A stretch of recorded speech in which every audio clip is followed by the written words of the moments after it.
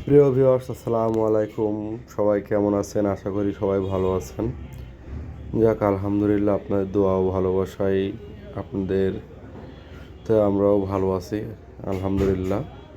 যাক, আমরা আজকে গাড়ির পরিচর্যার কিছু বিষয় এবং কথাবার্তা নিয়ে আসলাম আপনাদের মাঝে। আজকে আমরা যে বিষয় নিয়ে আলোচনা করব সেটা কোনো টিপের বিষয় না, সেটা হচ্ছে গাড়ির পরিচর্যা ও যত্নর উপরে নির্ভরশীলের বিষয় কথাবার্তা বলবো। আমরা ঈদের আগে গাড়ি সাইড করেছি, 2 দিন ধরে গাড়ি ধুলাই করেছি, মোছাই করেছি। করার পরে আমরা গাড়ি যখন পানিগুলো সম্পূর্ণ শুকিয়ে গিয়েছে, তখন আমরা বডির ভিতরে দেখতে পাচ্ছেন যে আমরা ডিজেল স্প্রে করছি।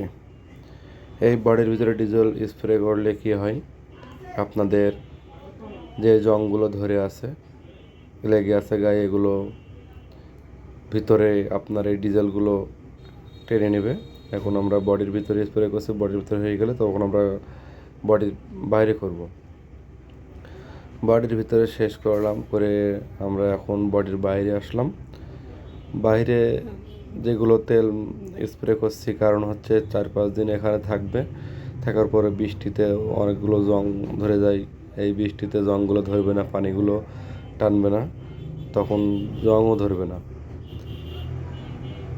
আর এর আগে আমরা হ্যাঙ্গার দোলনা যেগুলো ছিল নিচে সম্পূর্ণ পরিষ্কার পরিচ্ছন্ন করেছি। ধোয়ার পরে আমরা সেগুলো সম্পূর্ণ ডিজেল দিয়ে স্প্রে করে দেব, যাতে পরিষ্কার থাকে। আর গাড়ির পরিচর্যা বাসায় থাকলে 2 থেকে 3 ঘন্টা প্রতিদিন সময় তার পেছনে দেওয়া হয়। আমরা ফুল গাড়িতে এভাবে সম্পূর্ণ ডিজেল মেরে নেবো, যাতে বৃষ্টির পানিতে বা কোনো ময়লা আবর্জনায় লোহা যাতে কোনো সমস্যা না হয়। এরপর আস্তে আস্তে ধীরে ধীরে 2 থেকে 3 ঘন্টার ভিতরে আমাদের গাড়ি সম্পূর্ণ তেল মারা হয়ে গেল। 3 ঘন্টা, 3.5 ঘন্টা সময় লাগলো, না সরি, 4 ঘন্টা সময় লেগেছে আমার। হচ্ছে বডির ভিতরে, বডির বাইরে, স্যাসিজে, ক্যাবিনের নিচেই সম্পূর্ণ রিনে যেখানে যাচ্ছে সম্পূর্ণ 4 ঘন্টা সময় লেগেছে আমার এই তেল স্প্রে করতে। তো যা কোথায় কোথায় স্প্রে করেছি এর আগে আপনাদেরকে আমি বডির ভিতরে এবং সাইডে দেখাইছি। এখন আর নিচে যেগুলো সেগুলো আপনাদেরকে দেখাবো। আর যারা বাড়িতে গাড়ি রেখেছেন তারা অবশ্যই প্রতিদিন অন্তত একবার সন্ধ্যার দিকে হোক আর সকালে হোক গাড়িটি স্টার্ট করবেন।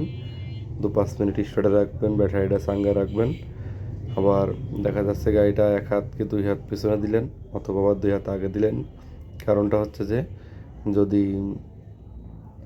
1 হাত আগে পেছনে দেওয়ার কারণটা হচ্ছে টায়ারে এক জায়গায় চাপ থেকে যায়। আর যদি আবার একটু পেছনে বা আগে পিছনে করেন, আরেক জায়গায় চাপ থাকবে। এই জন্য বলছি যে গাড়ি অবশ্যই আগে পিছনে করবেন। আর যদি গাড়ি প্রতিদিন একবার স্টার্ট করেন, তাহলে গাড়ি ব্যাটারিটা চাঙ্গা থাকবে, ব্যাটারিটা বসার ভয় থাকবে না। এই জন্য আর কি বললাম। আর সবসময় চেষ্টা করবেন গাড়িটা যত্নে রাখার জন্য।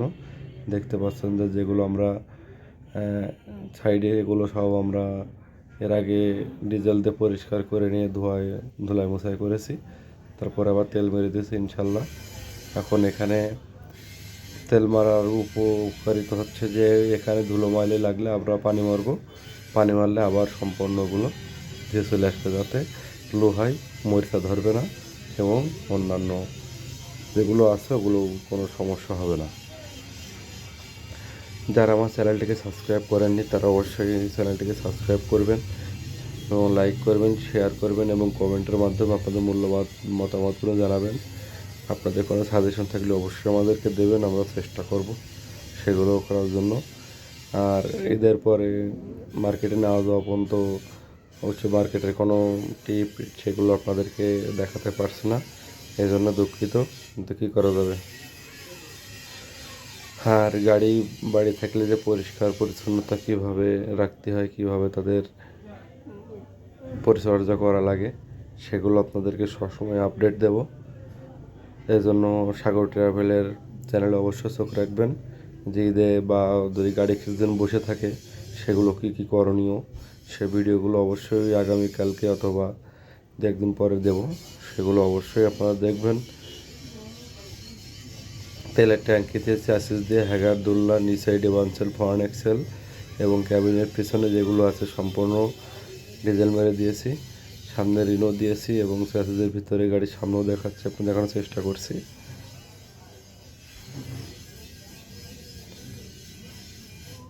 নিচে সম্পূর্ণ একেবারে দিয়ে দিয়েছি। সবাই ভালো থাকবেন। আসসালামু আলাইকুম।